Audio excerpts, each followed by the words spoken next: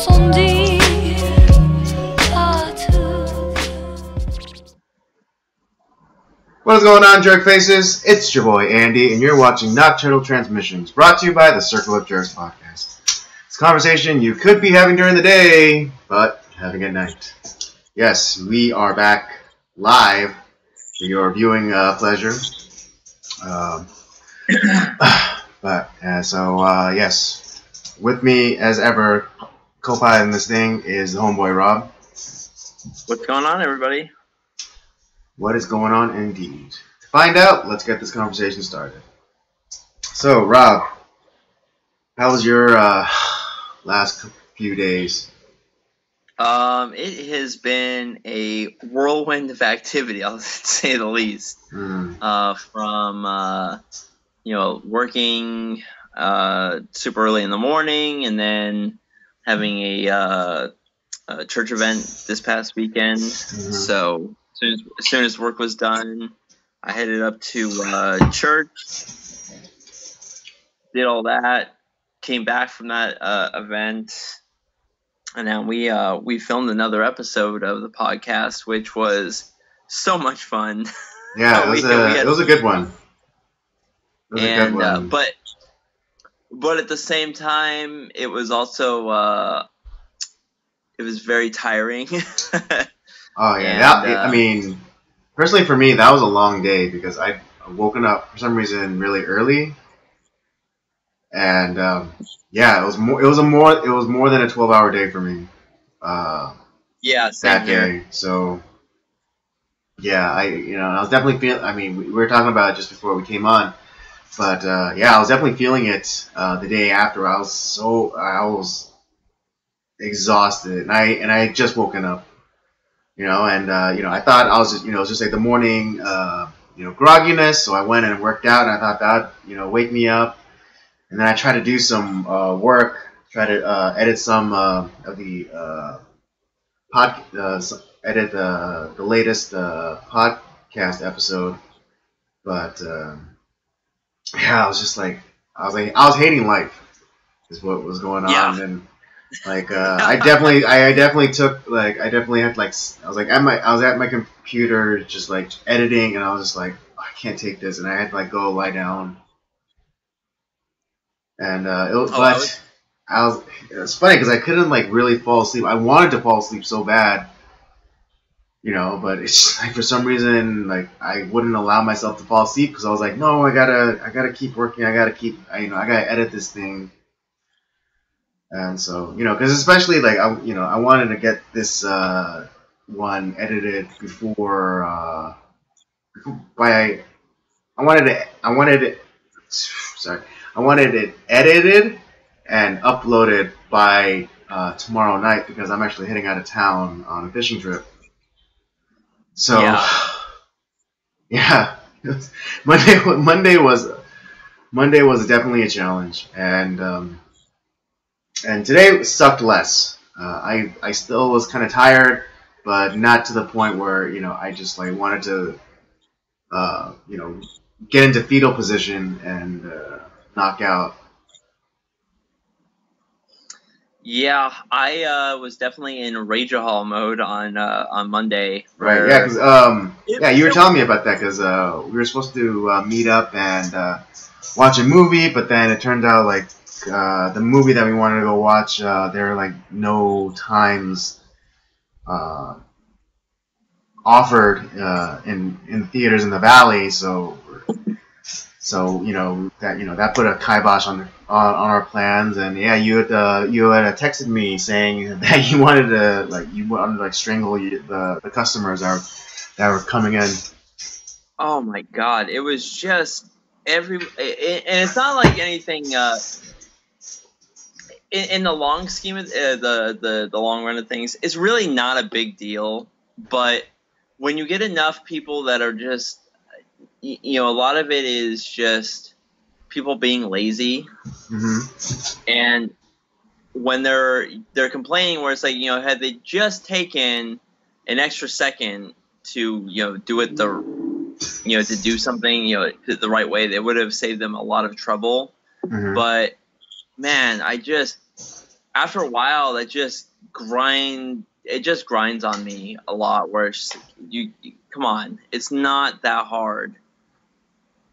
Or the other, and then we just had so much stuff coming in, and you have people that uh, come into our back area where they're dropping off mail, and they don't want to listen to instructions because we have a lot of heavy equipment there.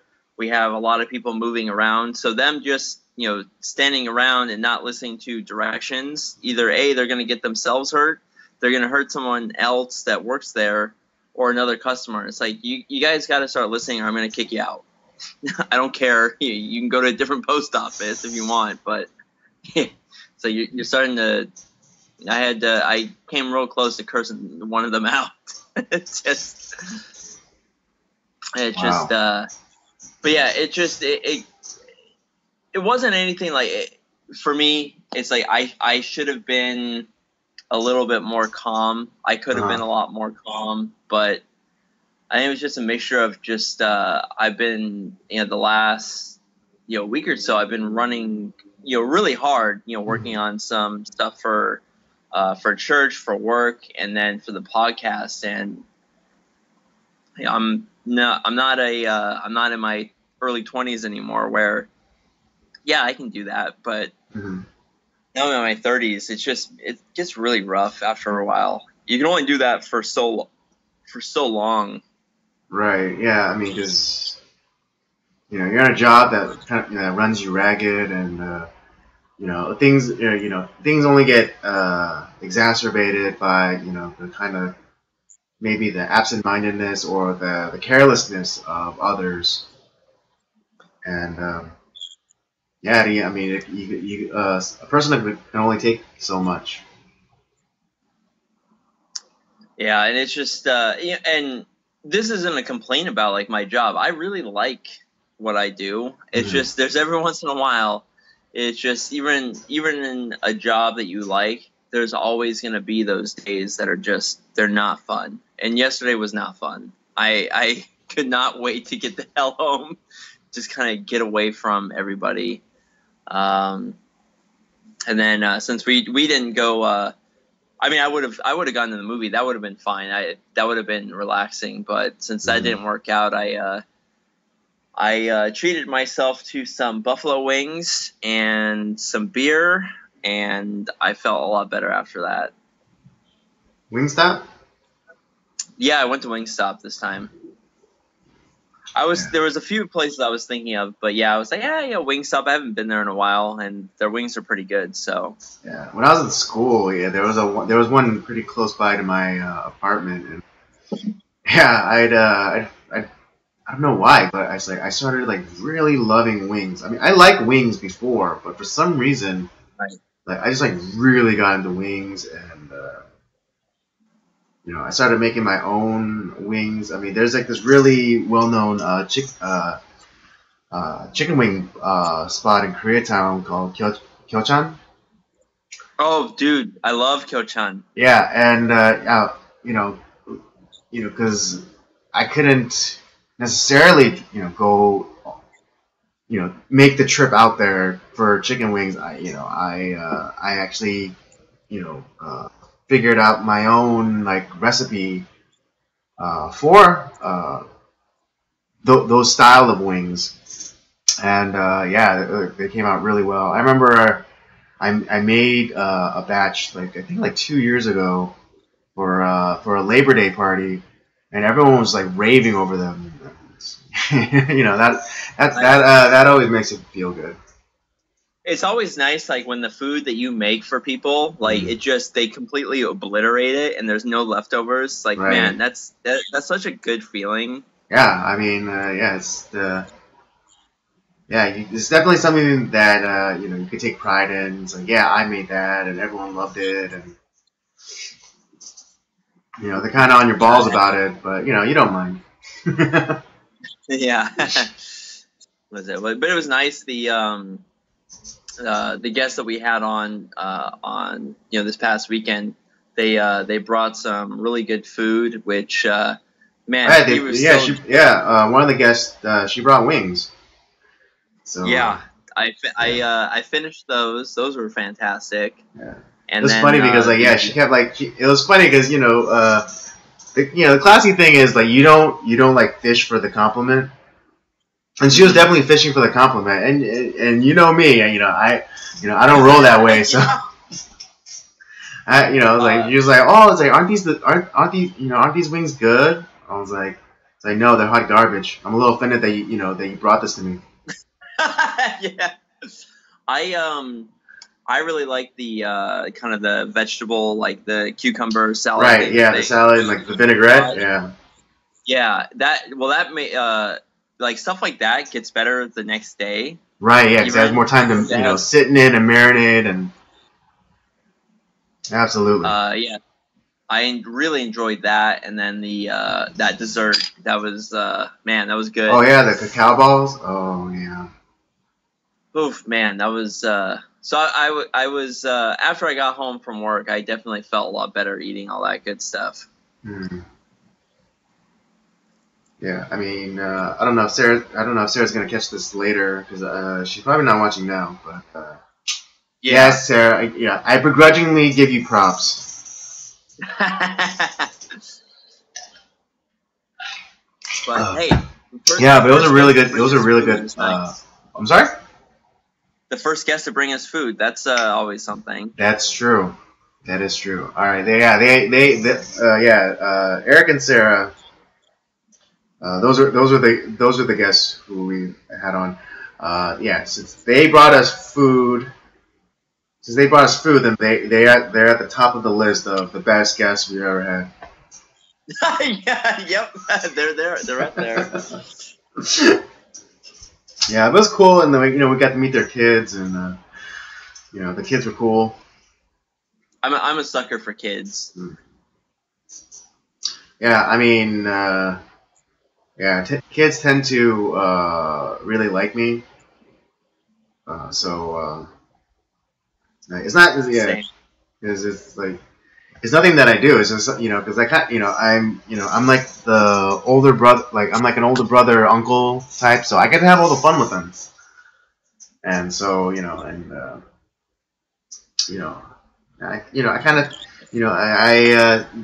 I always like to treat little kids really good because just because I had older cousins who weren't didn't treat me always kindly. I just kind of I'm trying to break the cycle and be a little bit nicer. I'm still like I'm still like a dick to them a little bit, but just to like the appropriate amount of dickishness to them. Yeah.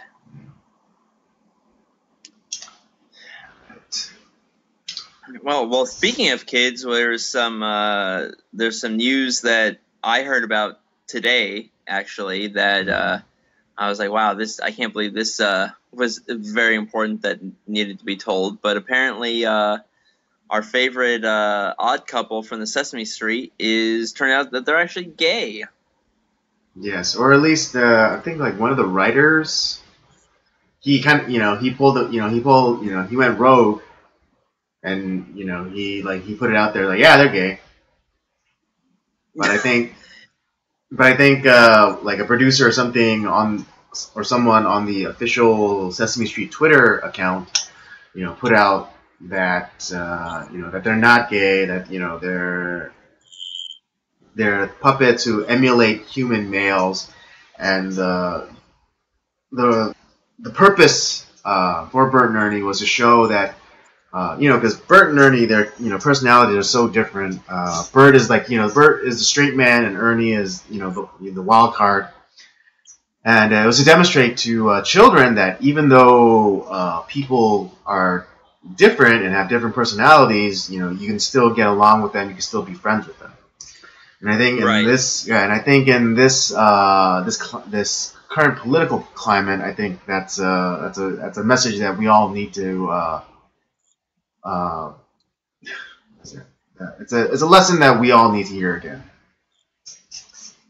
The something that I found. I mean, it was always kind of the running gag that they were gay. I remember Family Guy had a really great bit with that I laughed at. I thought it was Right. It hilarious. was it was like one of the earlier episodes of Family Guy, and I think what was it? I think Peter, like something happened with the TV where he couldn't watch TV, and so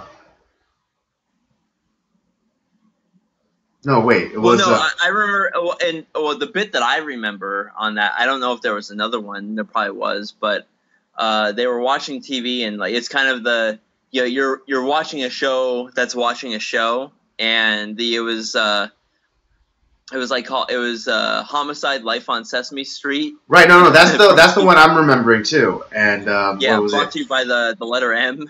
Yeah, and like I think like all these shows like running together, becoming the same show, and then like yeah, it's like Bert Bert is woken up by a phone call, and then like I guess he's like supposed to be like this gritty, gristled police officer, who works homicide, and then he gets a call about a murder, and so he gets up, he puts on like you see a little bit of Bert's ass, and then he puts on pants, and then he takes a swig of like whiskey out of the bottle, and then all of a sudden you hear like Ernie's voice, and then like Yes.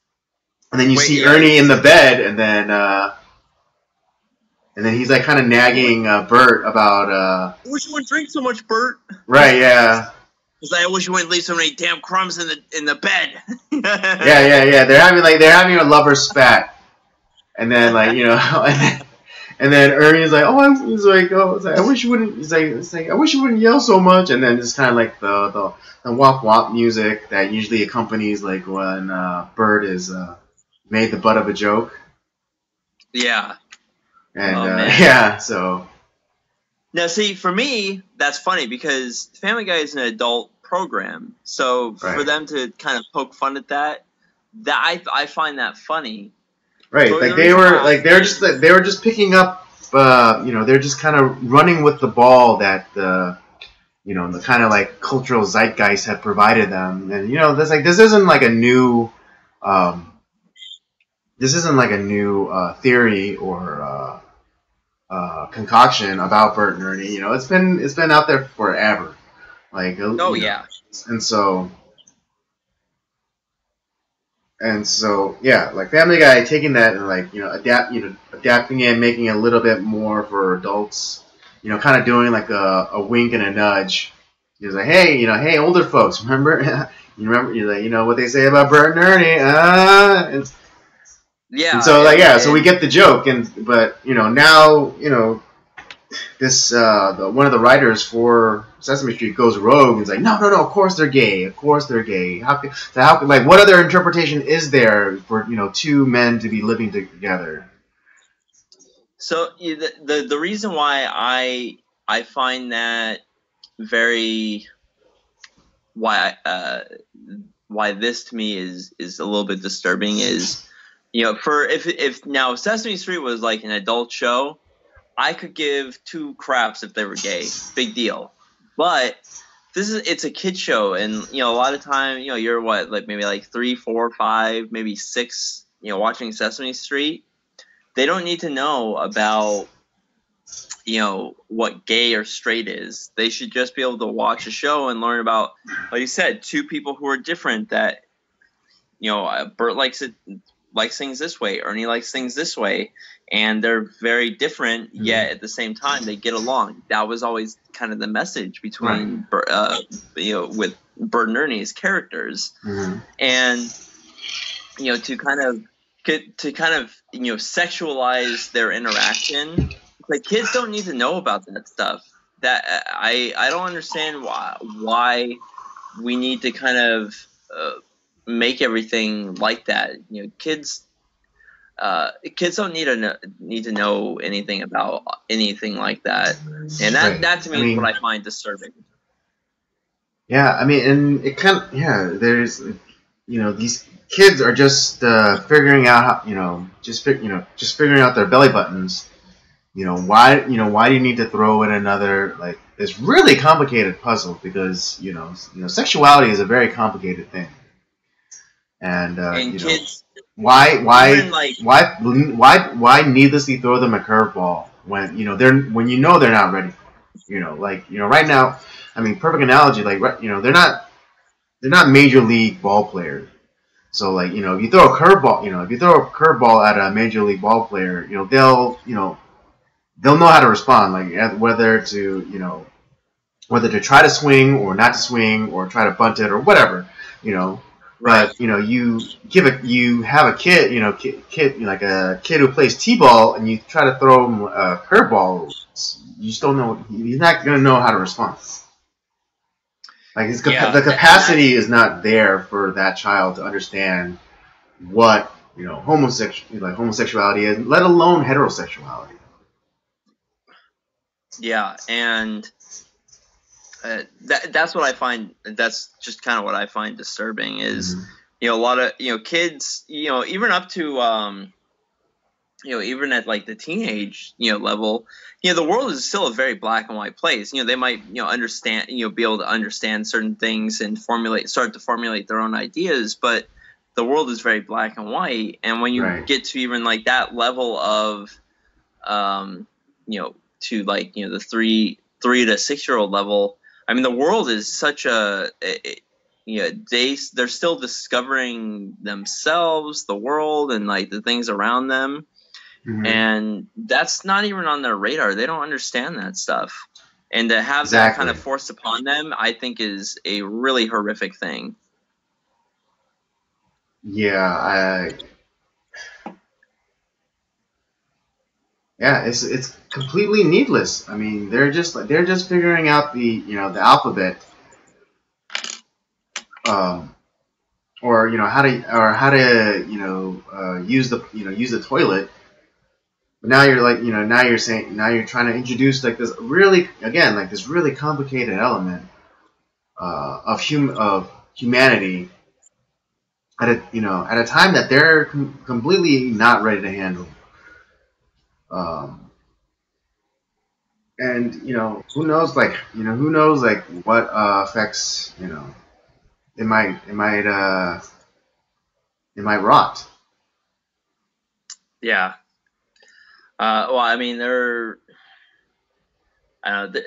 a lot of weird stuff going on with young kids, and we had a few weeks ago we had we were talking about a lot of the pedophilia that's going around and how bad that is. And I'm not saying that homosexual guys or whatever are pedophiles. Right. Yeah. We're not linking homosexuality with pedophilia. Right. Which I think they should be running as far away from as possible. I know. Yeah. Like the gay lobby. They should outright disavow. Yeah. Anyone who says like, pedophilia is a sexual orientation, it's a choice. It's like, get out. Yeah. Yeah. But what my worry is that we're trying to instill this sexuality on kids and like, hey, kind of almost like force it into their mind, and then in a lot of ways it just confuses them, and I don't know. I find it all very disturbing. I mean, to that point, those two boys who were being used as props to further like drag queen culture. Oh yeah, the drag queen juniors. Yeah, like this kid Desmond and the other one that goes by Lactatia. Oh God. It's there's those parents should be drugged in the middle of the street and shot for child abuse. Yeah, I mean, kids, they don't make the best decisions. If it was up to a child, they'd have nothing but ice cream every day for every meal. You Yeah, know, and it's and it's your job as a parent to kind of to kind of to guide them, you know, and make the calls for them until that they themselves are uh, mentally mature enough to make their own calls. You know, I mean, but right now, like they're pushing this this drag queen kind of uh, homosexual identity on them. And it's kind of crazy because I remember one of the videos, like the kid was like one of the kids, he was well, probably both, but they're like participating in like this drag fashion show or something, and there was like there were what is it here's this kid dressed up like a girl and in like this like kind of nightclub with like older gentleman, and like and he's like sashaying on the runway and flipping like his wig or what his hair like the right. wig and completely this child is completely sexualized and like to the thunderous roars and hollering of like all of like you know I would wager majority gay men, Right. Yeah, and it's it's. just Well, I've never been a fan of the any of these young beauty pageants for like right, people that exactly. are Like the toddlers and tiara crowd too. I would that I go think is one of the most horrific shows on television. exactly. Yeah, I mean, I wouldn't advocate for it either. Just as much as like for the drag queen stuff. Same thing for like these child beauty pageants because I think what was it that interview that Vice did with Jordan Peterson, and he was talking about like the purpose of makeup. What's the purpose of makeup? If not as a sexual display. It's to mimic Yeah, all of the signs that a woman gives off during sexual arousal. Like the rouge, like the flushed cheeks, the bright red lips. It's that makeup is designed to mimic sexual arousal in women. And so, how is that not sexual?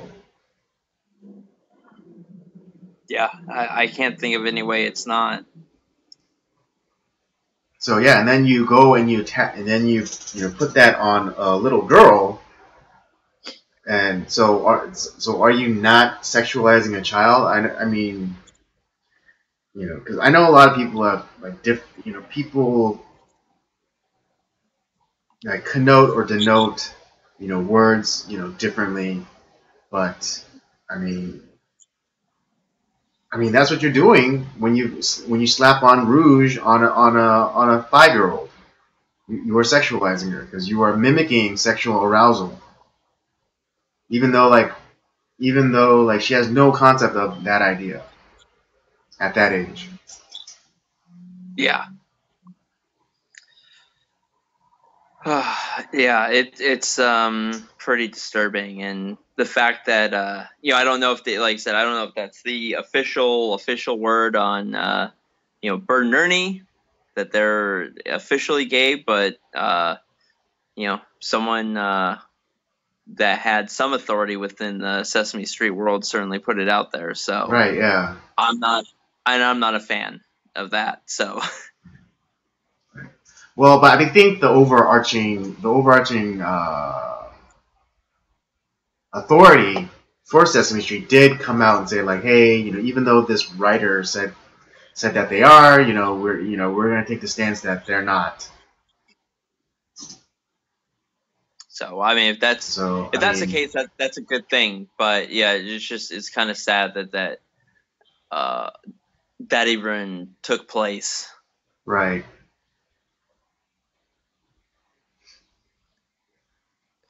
Well, speaking of other sexual follies that are going about in the world, Many have probably heard of the Supreme Court Justice nominee of Brett Kavanaugh, and there's a lot of hubbub about him allegedly sexually, you know,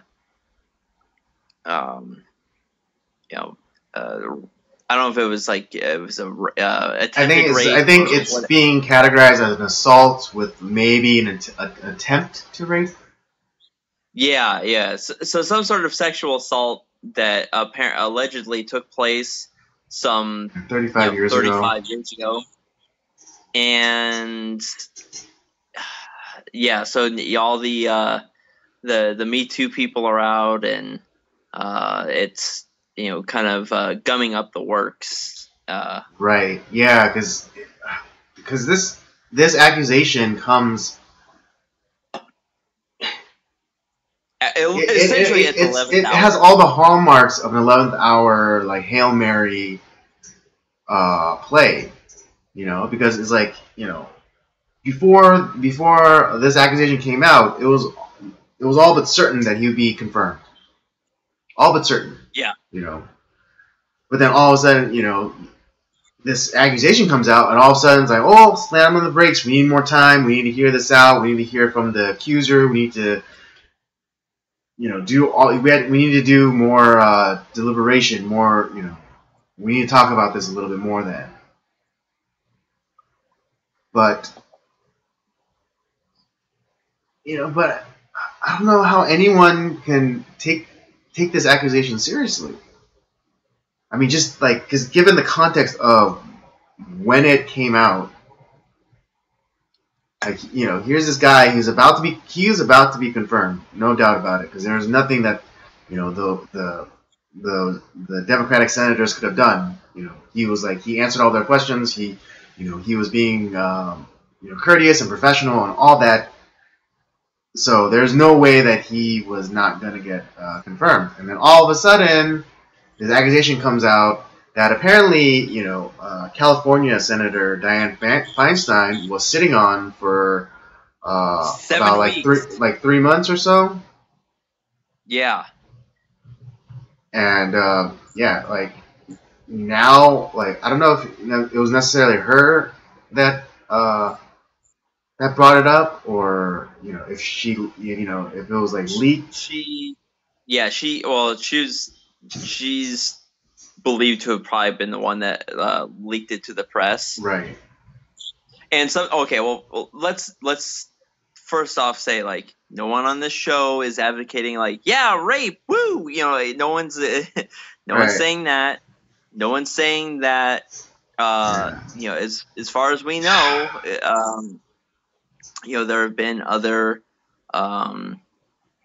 things of this nature that have happened that certainly have been credible. And I'm not saying that for all we know, maybe she is telling the truth. We don't know. But here's where it feels a little dubious to me, and I don't know if this is necessarily something that the woman that is saying that this happened to her with Brett Kavanaugh, if she's necessarily complicit in all this, or if it's just more of she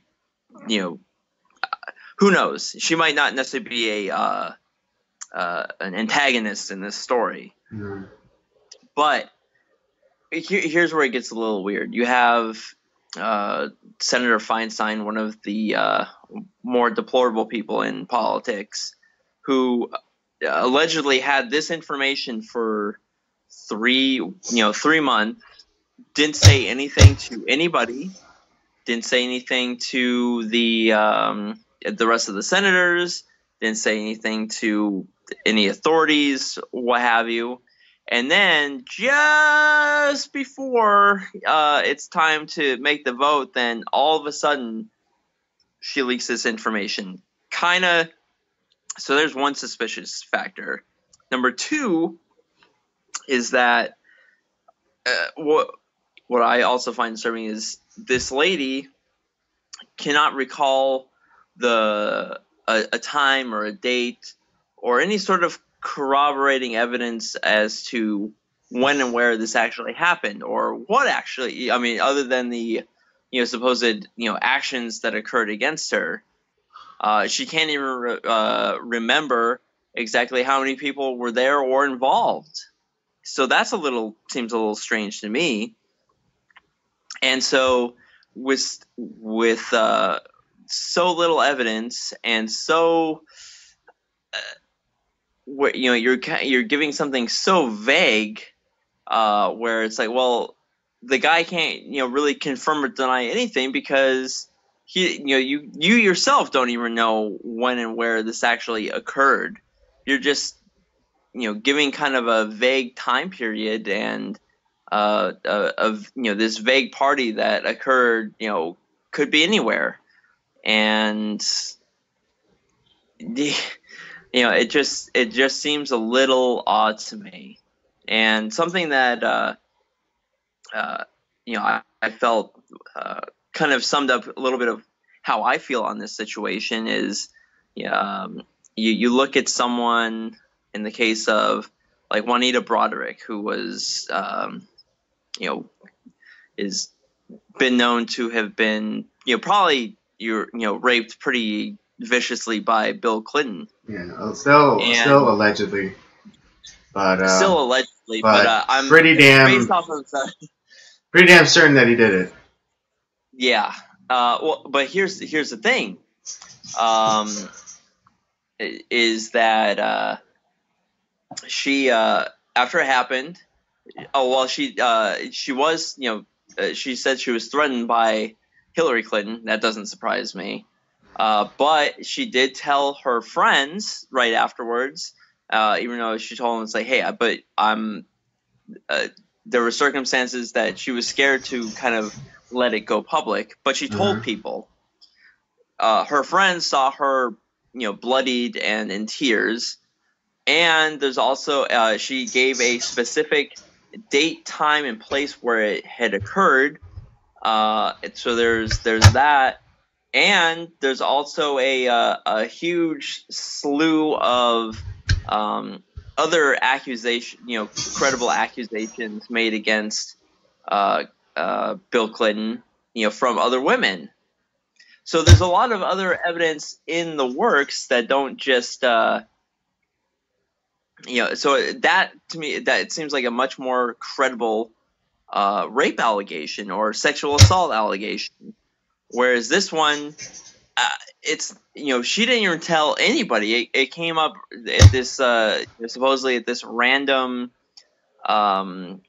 therapist office, and she just all of a sudden decided to bring it up 35 years later with no information.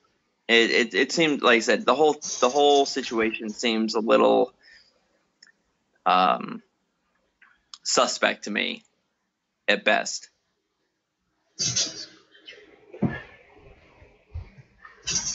Right. Exactly. Something so traumatic like that happening, you would think that it would be burned into your memory, where it happened, who was in the room, what day it was. I mean, right. I understand that this is completely anecdotal, but I still remember the very first day that I went to school. I still remember the bus ride. I still remember that it was raining. I still remember that the bus, the seats were configured in an odd way because only one side of the bus had seats, the other side didn't have seats. Did I say it was raining? Yeah, it was raining. And I remember all this because I was crying my eyes out on the bus ride to school. It was the first time that, I was one of the first times I was being separated from I didn't have, the security of my mother being there, and she, she placed me on the bus, and then, she got off, and that, I think I was, 4 or something. And, right. And, it was, that was so traumatizing that, that the scene was forever burned into my brain. I can tell you, details like that. It was raining. I could tell you, how the bus seats were configured. All that stuff. I still remember the bumps in the road on the like the route that the bus took. I could tell you, I could on a map give you like a pretty decent recounting of the route that we took, because I was that traumatized. And I understand that that is a completely anecdotal case, but it it does lend itself to like real world practical cases, like veterans like that who have PTSD, who have like vivid like memories of everything that they went through. They could tell you like the smell of the dirt, or the direction of the wind, or the smell of the piss, because they weren't because they're being pinned down by snipers, so they couldn't like get up the piss. Right. So like and like the story kept changing, because like first there was like 6 guys in the room, and then it was 4 guys, and then it was 2 guys, and then couldn't remember like if it was actually Kavanaugh or not, and it's just like, well, what is it? What is it?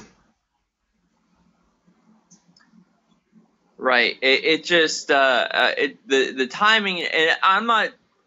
What the lady's name is what, Caroline Ford, or Christine. Is that her name? Christine Ford. Christine Ford. Yeah. And she might not, because they say she passed a polygraph test, which is also not really right. Those are pretty easy to fake. But the thing is, she might, in her head, she might not be lying. She might believe her story too. That's the other thing, when she's at it and she thinks certain things happened, and it might not necessarily be exactly what happened, but she has believed it for so long, or said and kind of created this memory that doesn't exist. Right. And it's just but the timing and everything just seems a little off to me. And what the sad thing is the credible allegations that like where rape or assault have occurred is now it just throws a lot more shade on the people who are actually telling the truth, that where they have right. Yeah, like the Juanita Broderick's of the world. What happened exactly? And so now we get the people who he looked at me funny, sexual assault, me too. It's like, well, he bumped he bumped in my shoulder in a crowded hallway, as I was going to my class. Rape. Yeah. And so it's after a while, people just feel like, you know what? I don't believe you. I think you're full of shit. And in a lot of cases, unfortunately, I find a lot of these cases to be, completely full of shit. Which is sad, because I don't want people to be, raped and violated. I think that's one of the worst things you can do to somebody. But and they deserve justice, but the more you kind of give credibility to insane people, the less that there's going to be no justice for people who actually really did suffer through something and people are going to get away with it. It's the boy who cried wolf syndrome. Precisely. But an interesting take that I heard from what was it? Matt Walsh from the Daily Wire. He was talking about the pretty consistent defense of Christine Ford was like, oh, well, what if it was your daughter? I was listening to that today myself. Right, but then he flips the script on it, and it's like, well, what if it was your son? What if it was your son who, right, who attained like this prominent position within the legal system, becoming a federal judge, and about to be confirmed to the highest court in the land, and then someone comes and levies this accusation against your son. Your son that and in this scenario, uh, let's presumably afford the notion that you raised them right, Yeah. and and you did, and you did right by him, but all of a sudden, this woman comes and again levy this accusation on your son, and there are again examples of this, destroying men's lives, like the Duke lacrosse boys. They weren't Yeah. given any due process. They were just kicked out of school, and their reputations were tarnished forever. That kid, Yeah, and they didn't that do kid anything. involving Emma Sulkowicz, mattress girl at Columbia. Again, same thing happened to him. He was just kicked out of school. No due process. His reputation was tarnished, even though it came out that she was lying about it. And Yeah. the National Organization of Women gave her a freaking award for her lies. Oh, it was complete horseshit. Right? Yeah. I think she's one of the most deplorable people on the planet for doing something like that.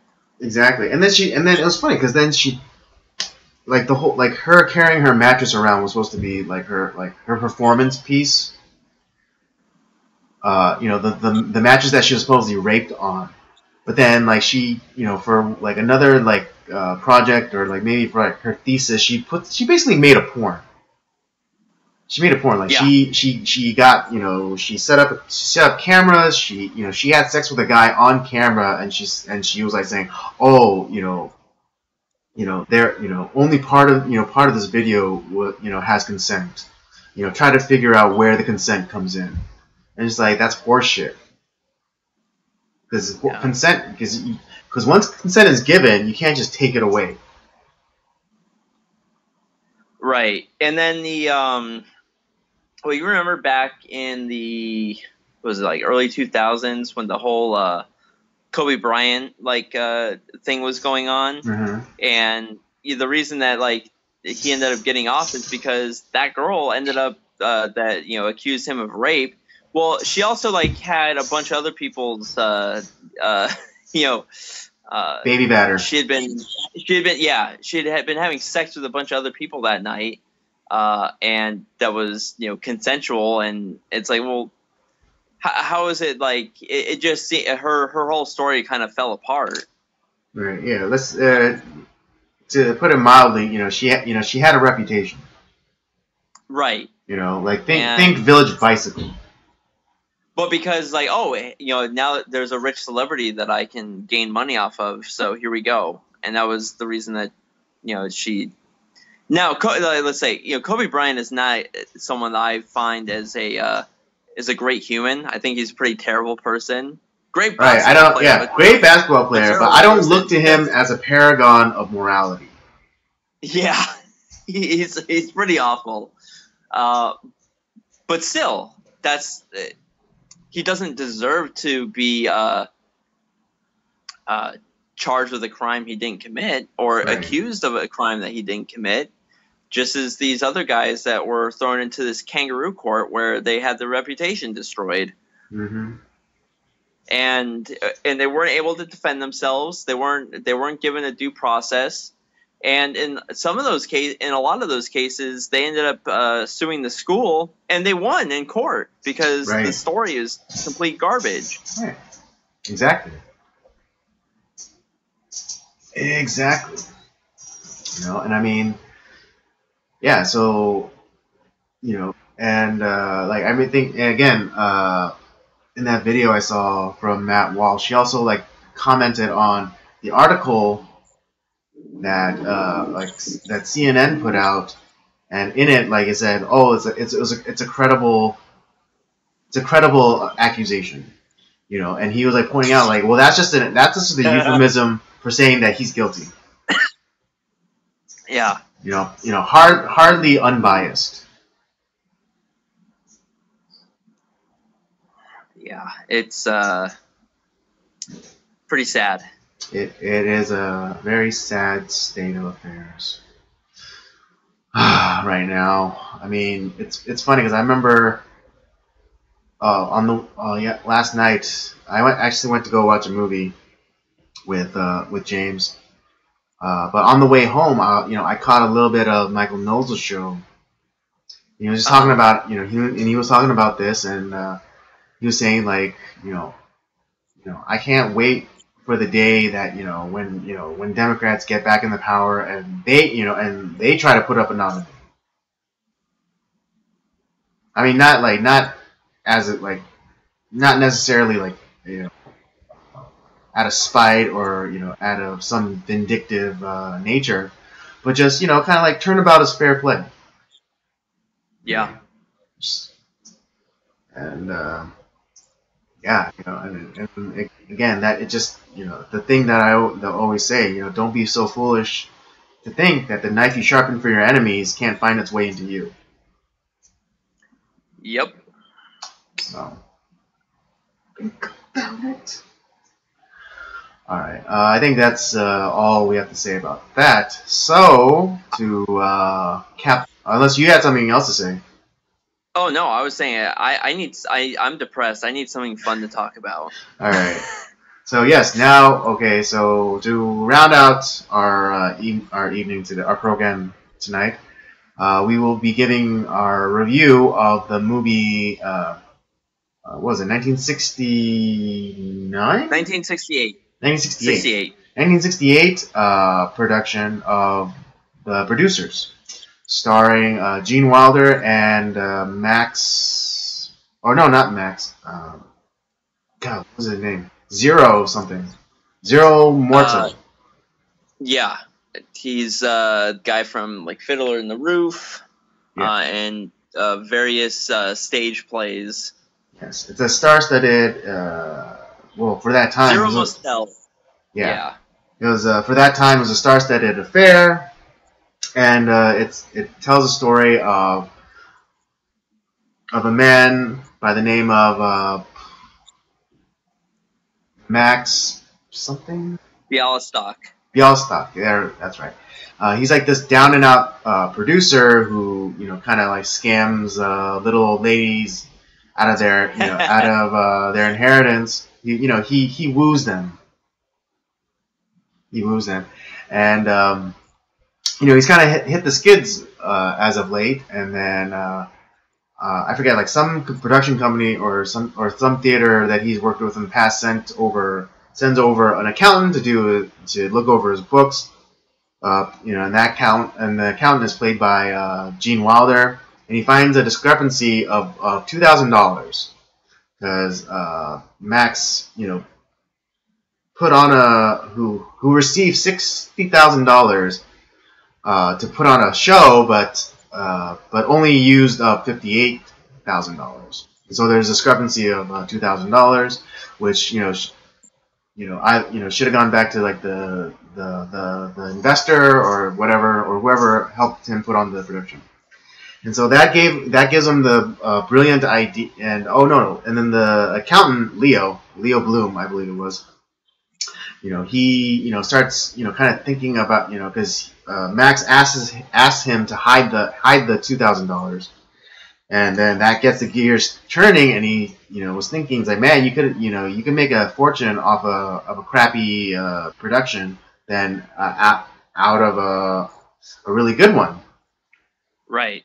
And so that is what kicks off the story, and Max and Leo, they try to they decide that they were going to put on a stinker of a show, like the absolute worst show. Like it won't go beyond the first night. And so they're pouring over scripts, and they find a real gem called Springtime for Hitler. Oh God, it's so great. Yeah, written by probably a former German soldier, probably maybe even an SS officer, and yep. And so so they buy the rights to the script, and then they go and they hire a director, and they put out a casting call for the show, and a whole like cast of characters shows up, and I think we'll get into it a little bit after the synopsis. And so, and then there's like this montage of Max going and kind of bilking like these older ladies for money, so he could put on the show. And he's offering them, all sorts of outlandish percentages of like of the show or of the take, and and then like I think he asked Leo like, oh, how much of a percentage have we given out? It's like, well, we only give out 100%, but we've given out over 2,000% of the show. It was 25,000% that they ended up selling of the play. Right. And so, so they go and put on this, what they think is going to be a real crapper of a show, ends up becoming this huge hit, and like the reality of it, kind of sinks in, hits them hard like a Mack truck, just pow, and they're like discussing like their options, and then of course, what is it? The German guy that wrote the play, he's none too happy because it became kind of like a farce. People, after like the first musical number, people were about to like leave because like what kind of bad taste is this, making a play that celebrates Nazi Germany, but then all of a sudden like the play goes on, and and then people are starting to find it humorous, and then it become this huge, and everyone begins to love it because they think that it was supposed to be a comedy. So Max, Leo, and the German guy, they plan on blowing up the theater. Max and Leo want it blown up so like they don't have, so they're not on the hook for paying all their investors or whatever. And the German guy just wants to get revenge because he thought that it was the actors that made his work a joke. And so they plan to blow it up, but then things go awry. They nearly end up blowing themselves up, but they survive and they are sent to prison where what is it?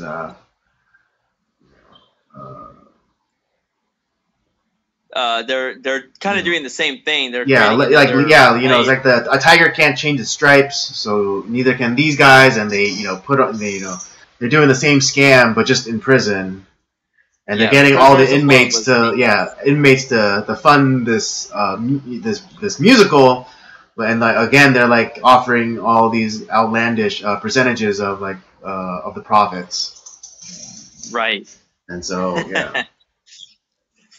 I thought I thought it was a good movie. I thought it was very enjoyable. It was a little jarring for me because I think the performances, I felt they were a little bit like they're basically transplanting like a stage performance onto a film.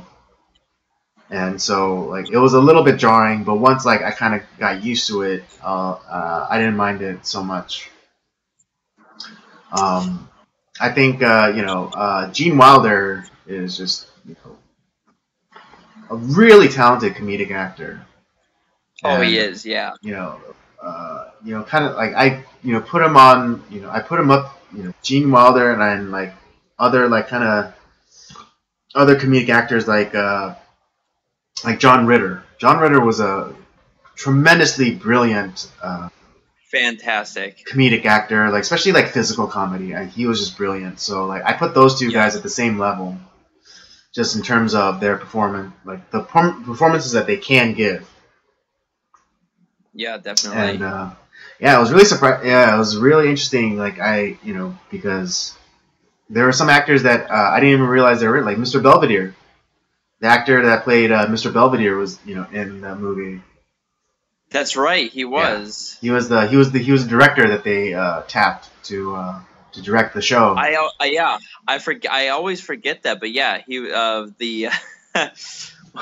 what was his character's? It was Roger Debris. Right, Roger Debris, who but the actor Christopher Hewitt. Yeah, Yeah. in the late '80s, he had a hit show called Mr. Belvedere. He played a British butler who worked for like this middle class family in Pittsburgh. Yep. And it was it was one of my favorite shows growing up. Yeah, And, it was a good show. Yeah, it was a fun show, and just like seeing him, like even like younger too, it was like I was like, I know who this guy is, and then I'd like go and do like a Google search, and I was like, oh, holy crap, it's Mr. Belvedere. Yeah. Well, personally for me, this is one of my. I would probably say that this is probably one of my favorite comedies. Mm-hmm.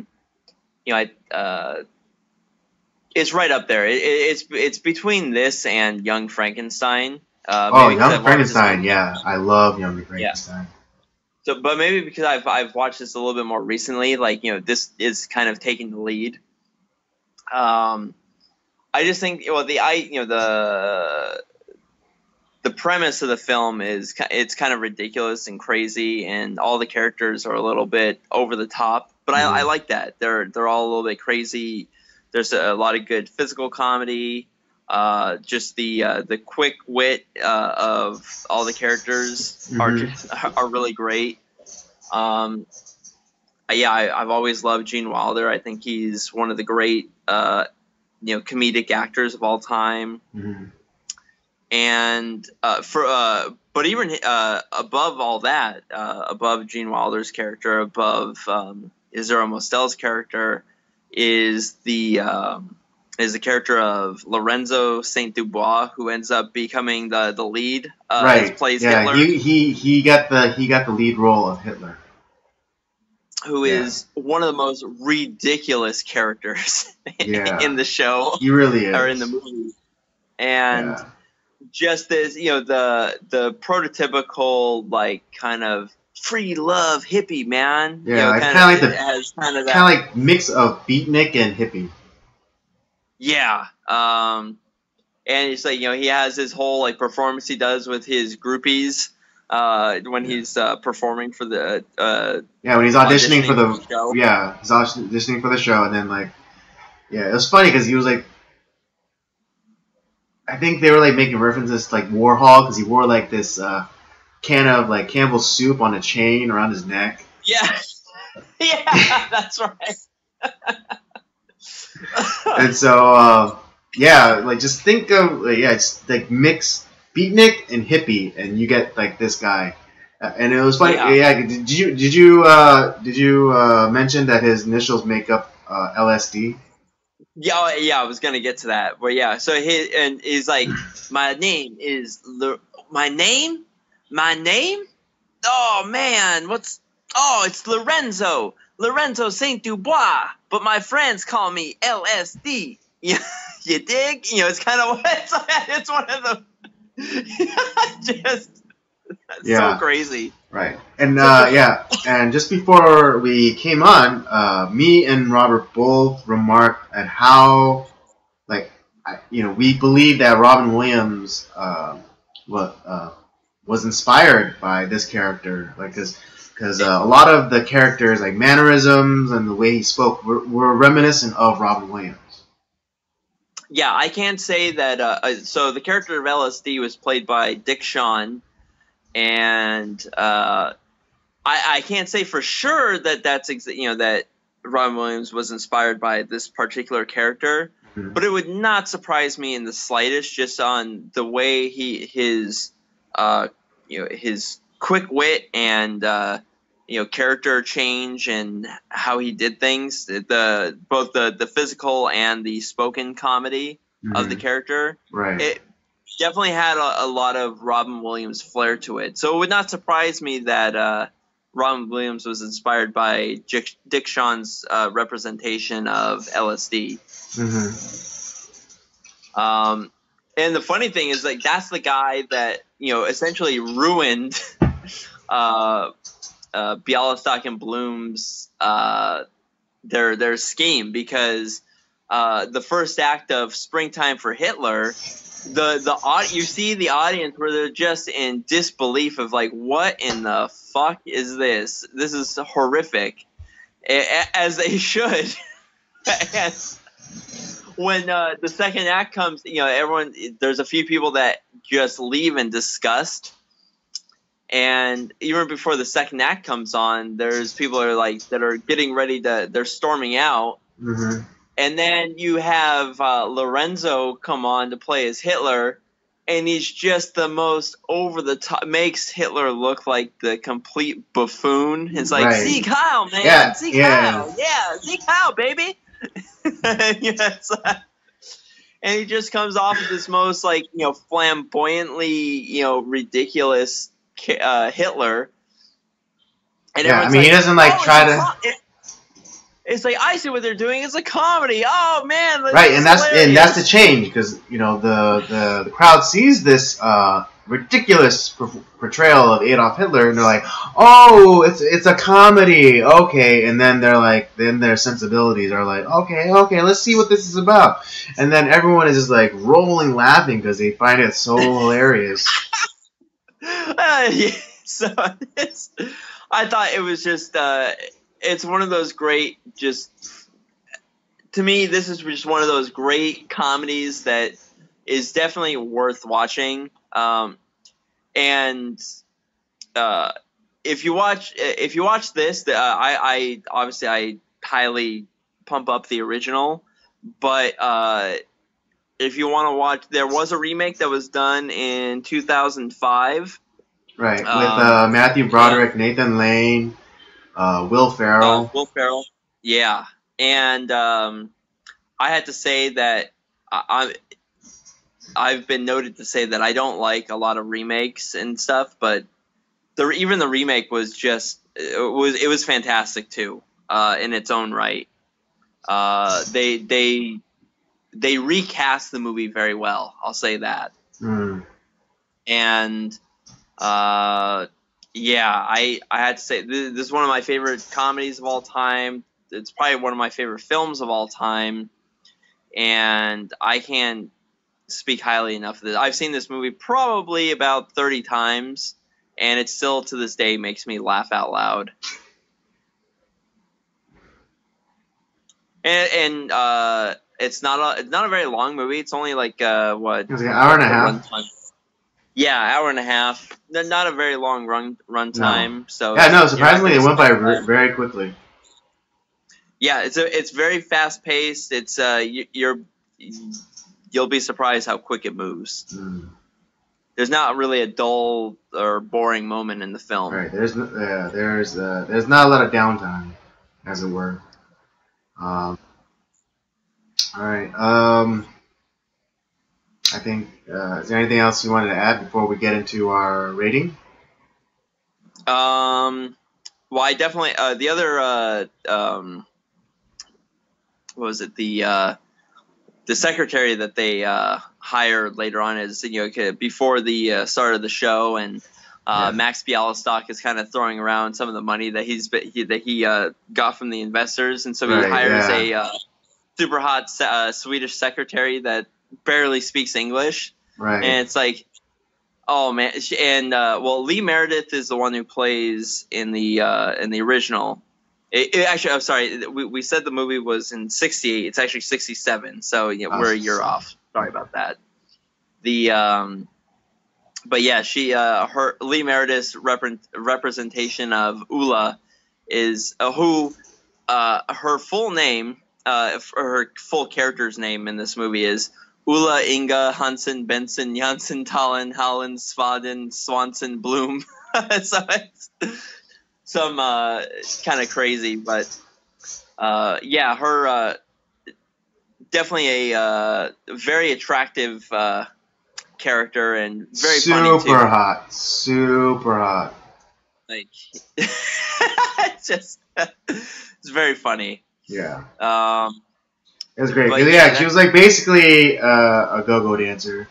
And it was funny because yeah, it's like, and she dances very much like in like that kind of like 60s kind of way. Just watch. Yep. If you've ever seen an episode of Scooby Doo when they're like dancing, just like kind of picture that. Yeah. Yep. It's exactly right. It's like, Ula, go to work. Go to Right. work. Yeah. She goes. Yeah. Her go to work is like putting on the record and then start like dancing. Yeah. Yeah. It's like, we have sex now. Oh, No sex. yeah. I'm ruined. It's just so. Oh. The interaction between the characters is so great. Like all the characters how they interact with one another. It's fantastic. This is one of those like even in the remake, the chemistry between the actors is fantastic. So, that's all I have to say about the producers. All right. So let us get on with the rating.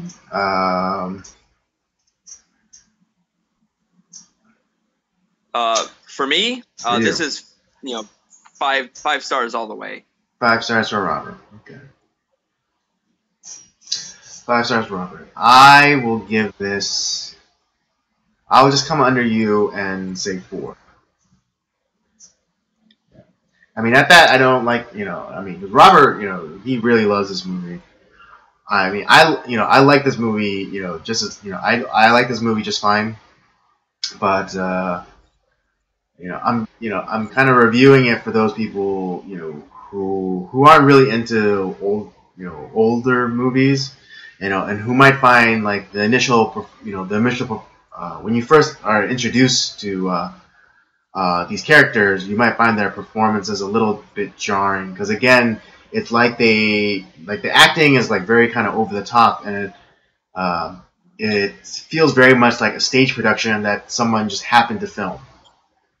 So like it's like they're doing a play, but then they just happen to be filming it also, and so it was a little bit jarring for that. But again. That notwithstanding, it was still a good movie. It was still very fun. It's so funny because the remake was just made. The remake was made just what,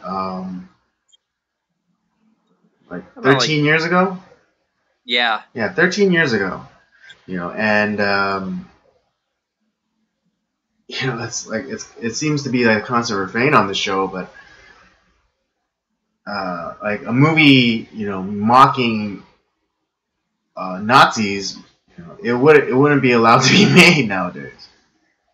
Yeah, it's kind of funny that. And I don't even think that they do the. I don't even think they do the stage production anymore. No, they don't. And I don't think that they. I don't think they would be allowed to do a stage production of the producers. That's kind of sad. Yeah, it is, and it was like. And it was literally making fun of Nazis. Yeah. It was like that movie, like the movie, the stage production. It's literally making fun of Nazis. It's not promoting Nazism. It's not it's not saying like Nazism. It's just it wasn't just implemented right. No one was saying that in the movie. No one was saying that in the production. They knew the producers picked that movie specifically because they knew that, or they thought that it was going to be a bomb because of like the evilness of Nazis. Yeah, and then you see the creator of Springtime for Hitler, the character of Franz Liebken. He's kind of a crazy, unstable guy, and one of the stipulations for them for him to sign off on the play to them was they had to wear the Nazi armbands, and within like 2 seconds they're like, "Can I take off this ridiculous thing?" And they're like, "Yeah." So they rip them off. Throw it in the trash, and then Leo Bloom spits on it. It's like, God. So exactly. So so no one is promoting Nazis in this play. It's making fun of them. It's funny. Yeah. So it's anti-Nazi, really. Yeah. But again, like now it's so sad because like this is like the kind of stuff that will never be allowed to be made, like at least for like another like decade. Yeah. Well, yeah, there's a few of Mel Brooks's productions that would not be able to be made today. Right? Blazing Saddles. Another great one that's like Another great one. Not promoting what you think it is. Yeah, exactly. It's making fun of those things. Precisely. But the left can't take a joke. They don't understand satire or anything like that. So what can you do? What can you do? What you can do is just point and laugh at them. Well, I do that on a daily basis. Oh, yeah, but that's the way to respond. Just point and laugh at them because they cannot stand the sound of laughter. Pretty simple. Yep. All right. That was the last bit of the show. That was the last bit of what we had programmed for tonight. I hope you enjoyed. I hope you were entertained and informed and slightly offended. Hopefully. We want those hate comments. Right? What do I got to do for some hate, What do I got to do? Then we can do our own version of confronts with like Circle of Jerks confronts. Oh yeah. That would be awesome. Yeah, I mean, for those of you who haven't seen, go watch Steven Crowder's show, specifically the Crowder confronts. Those are just gold. They're just masterpieces. All right. Well, I think that'll do it for us tonight. Thank you for joining us. Don't forget to join us every Tuesday night at 8 p.m. Pacific Standard Time for another episode. Don't forget to follow us on our various social media accounts: Twitter @PodcastCOJ and Instagram Circle of Jerks Podcast. Don't forget to also check out the library of videos that we have, either the main podcast or Nocturnal Transmissions or Rob's show, Up by Up Down. It's a show that does playthroughs of video games, classic video games. It's on a little bit of a hiatus right now while we restructure and try to rejigger that thing. I got something in the works for it, so you heard it here. And with that, we say thank you and we say good night. All right, good night, guys.